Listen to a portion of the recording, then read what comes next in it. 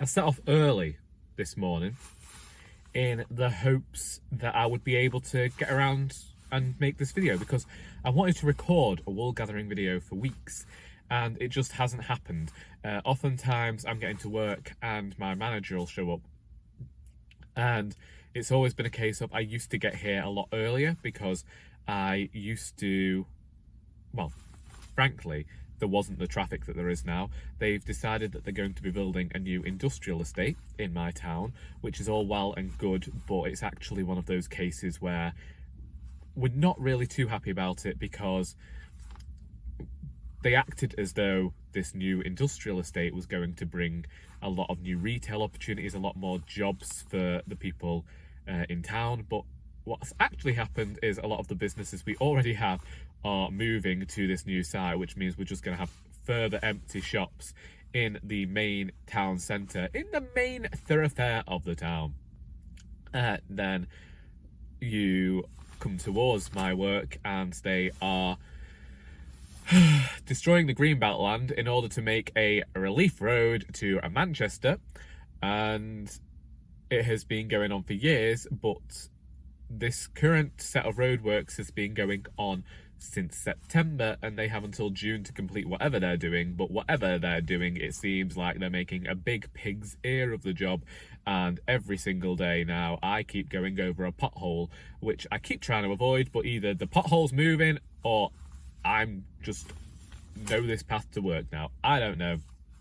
But today I had that to contend with and got stuck behind not only a lorry going to Greg's, which as a vegetarian just felt like, what are you doing here? Well, as a vegetarian and someone who's been avoiding carbs for the better part of 3 years, it did feel like a bit of a kick in the teeth. And then a tractor as well. And, you know, I also avoid farming since my father's a farmer, so it felt like the universe was properly sticking their fingers up at me today. Either that or me and the universe really get on. They understand my humour now and are just being a bit sarky, poking fun. I don't know. It's a cold, wet, windy day. My father's currently ill, which means he didn't get up this morning and put the heating on. And when I went downstairs to put the heating on, the hot water wasn't working and the heating wasn't working. And then I had to go and ask him what was going on because I didn't know how to sort the boiler out. Which, you know, adult problems. But these are things that I still need an adult for. I'm going to maintain that for as long as I can. I will continue to linger in this little bit of innocence I have left. Anyway, it's Saturday, the 12th of February, which means that it is now 2 years since I released An Heir to Murder. And because of that, I have decided that I am going to have a free Kindle edition of An Heir to Murder for the next 5 days. It counts as a book promotion, I think, on there. But I just thought it'd be nice, you know, let people have at An Heir to Murder whilst I still haven't started the second book in that series yet. It will be coming. If you didn't know, An Heir to Murder is the first book in a cosy crime series starring Alice Valentine and Marmaduke Featherstone. Alice discovers that she has inherited her auntie's she has a cottage. I was about to say bungalow. I don't know why I was about to say bungalow. I know why I was about to say bungalow. It's because of something related to another book. So Alice discovers she's inherited auntie's cottage. And she promptly moves in and finds her neighbour dead. So she ends up investigating his murder. She ends up investigating his murder not just because, you know, a neighbour's dead, not because she might have heard some things going on beforehand, but because somebody decided that they were going to dump the murder weapon in her living room. Ain't life grand? I like to think it's a bit humorous. I like to think it's a bit of a straightforward, cosy crime novel. As RuPaul's decided to keep saying, I'm not trying to reinvent the wheel here. I wanted to write a standard cosy crime set in Partridge Mews, and I finally did it. And for the next 5 days, that book is available for free to download on Kindle. I do keep thinking of doing another giveaway of, well, it would be my first giveaway of An Heir to Murder, but to do a giveaway of 5 copies of An Heir to Murder, as I used to do with the Doris books.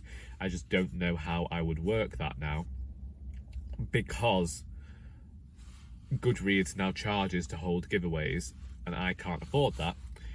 I'd have to give it a think. I know people do Instagram giveaways and Twitter giveaways and that sort of thing. I'll just have to figure it out, I think. See what other people are doing, figure out how to do it, and all that fun stuff. It's not really something that's properly on the agenda. It should be. I should get back into being as focused on my diary as I was back in 2015 to 2017. I think that the disappointment that was Indisputably Doris, and we've got to maintain here, I really think that Indisputably Doris is a step up from Our Doris. But I felt like that with every single book. Every single book has felt like a progression to me, none more so than the Royally Doris, which I'm currently working on.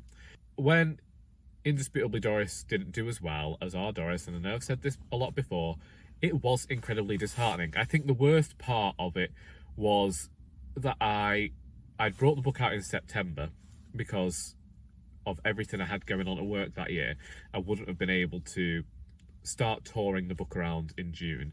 A lot of things kept happening that meant this book got pushed back from June when I wanted it out, because I finished it. Well, it was a very similar sort of scenario to Our Doris, and the time that I finished it, I should have had the time to be able to have got it edited and sorted by the June. But so much going on at work that year, I couldn't bring the book out till the September, and my events just weren't as successful. Sandbach Library, which has always been a really good library for me to visit, I went there, having done an author panel there, then my own. Then I think I did an author panel, my own event. I visited another library based on that, and I think 1 or 2 WIs, all based on just this one visit I had to Sandbach Library. And so when I visited there again, I'd decided that would be almost like the inaugural introduction to Indisputably Doris. And I know I talked about this in a video, how I was still learning to drive then. I'd got my final driving lesson before my test on the day that I chose to have an event for Doris, the second book. And so this was prior to the launch that I did at Mac Library, and I took the second Doris book along in my driving lesson, got into the car with a rucksack full of books, and started the lesson in Macclesfield just so that I could drive to Sandbach, which was my best lesson according to my instructor. And I was like, of course it is. I know where Sandbach is. I knew where I was going. The only issue we did have was the car park that we had to park on. But my driving instructor seemed to be happy to end in Sandbach because he only lived in Holmes Chapel. Then from there, I ended up having to go and sit in Costa, where, yeah, I wrote a thank you card, I bought a box of chocolates for the library, and then got to the library, and very few people had shown up. And for me, it ended up being disheartening, and I think the library hadn't anticipated it either, because every time I'd gone before, I'd had a full room. I'd pack that room out. No library is to know that what would begin as a series of unfortunate events would continue, and just the entire process of like sharing Indisputably Doris with the world, and just doing all these events where nobody turned up, and when I did 6 in 4 days, and it didn't give me the time to be disappointed that the book hadn't done well, get over it, and then go out and do the same thing again. But what can you do? And it seems, you don't have to take your foot off the accelerator for long in these things, and you lose your contacts. Well, I've not lost my contacts. Well, some of them have retired now. It's been weird. And technically, Indisputably Doris has done better than An Heir to Murder, because An Heir to Murder came out just before a global pandemic. So the book that I spent the most money on, that I had properly professionally edited, I've not been able to tour. Let me think about the libraries I did. I did Wilmslow Library with this book, and had 2 people turn up because it was a really wet, horrible day. And then, and that was that. I think that might have been the one where I had to get my parking validated at Sainsbury's or something. Did my one event in Macclesfield at the Button Warehouse, which was the launch, was due to go to Nantwich Library, but it didn't happen, and that was it. Country closed down. No more events, and I know they've opened back up, and it's about getting back in touch with people and saying, could I come now? But it'd be a case of an heir to murder doing events that I should have done 2 years ago for the next 5 months, 5 to 7 months, then bringing out Royally Doris. And in the meantime, trying to get another book written as well. But, you know, I think that other writers all have this sort of thing going on. Quite honestly, I don't plan on talking about my writing that much. It's where my head is at the moment. It's constantly all about the writing. It also comes down to the fact that I have now reread Royally Doris. I was supposed to be recording a vlog this week, basically. I've been trying to record a vlog for 3 weeks and it's not happened.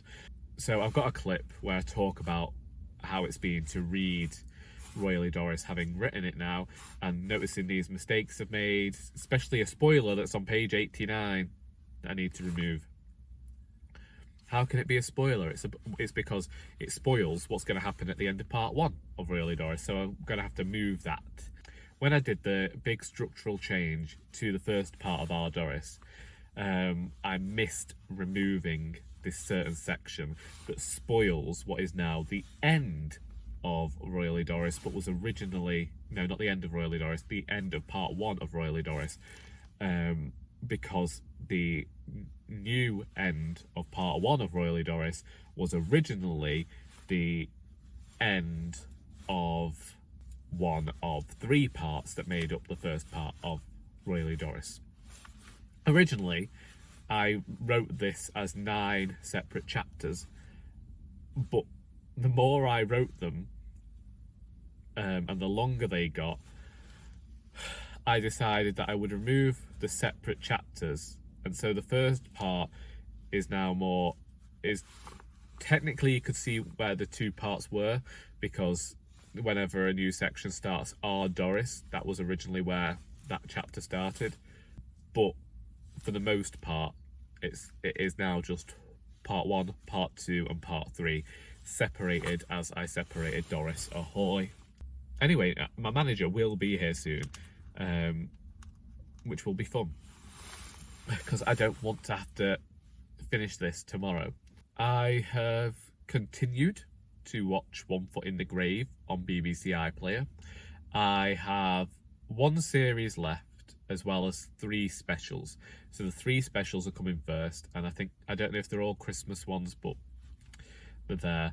I had a bumper watching session the other night. I've been watching 1 episode a day, and I watched 4 in one evening on Thursday night, because I don't know, I don't think I'd got into it. I just felt like, oh well, I could be reading, but nah mate, which has been how I spent most of February. January, I read tons and tons of books, and February I seem to be having a bit of a lull. I'm currently reading This Green and Pleasant Land by Ayisha Malik, and I'm buddy reading this with Charlie of Charlie Brooke. This is the book where this man's mother on her deathbed has asked him to build a mosque, and he lives in a very parochial, pastoral English village that is quintessentially British, and they thought that this family had assimilated, so were quite happy to accept them, but it was an acceptance based on the fact that they may have been Muslim, but they behaved with very staunch British attitudes and behaviours, and this idea goes against their own ideals. At the same time as all this, it's very reminiscent of The Archers for me, and it has an almost quaintness to the tone, as well as being critical, and rightly so, of certain attitudes and how people can be accepting in appearance only, and could cause some people to question their own behaviours, maybe. I don't know. I am enjoying it. Anyway, I don't know whether I ever finished talking about One Foot in the Grave. Did I? No, I didn't. So, One Foot in the Grave, sometimes there are episodes that are absolutely hilarious. And sometimes there are episodes where there are bits that make me incredibly uncomfortable. And they've been written to make the viewer, feel uncomfortable. But there was one episode which is just set in a waiting room that I thought was particularly very well done. It's mostly a two-hander between Victor and Margaret, with occasional actors appearing and doing things to heighten the annoyance. But I think that David Renwick, however you say it, who wrote this, did a very good job indeed of capturing the waiting room. Sorry, I'm just watching a little old lady with a trolley who's properly bundled up as though she's in Siberia. But to be fair, there is quite a brisk wind today. So that's One Foot in the Grave. That's the books I'm reading. That's the books I'm writing. Although I didn't tend to spend so much talking about the ones I'm writing. Sorry, I'd remembered there was a point this week where I'd got angry, and I thought, do you know what, I need to talk about this on YouTube, because I'd signed a petition. Because if you didn't know, I like to go for a walk down the towpath. I've shared it many times in my videos, in the vlogs, some footage of there. I've talked about going for walks just off the canal where you can cross over the railway bridge onto the nature reserve. And this weekend, it came up telling me that this nature reserve, which has been left to go boggy and has a bit of peatland there, to allow animals to, live, survive, have habitats and the like. People have decided, some bright spark has decided that they want to build on it.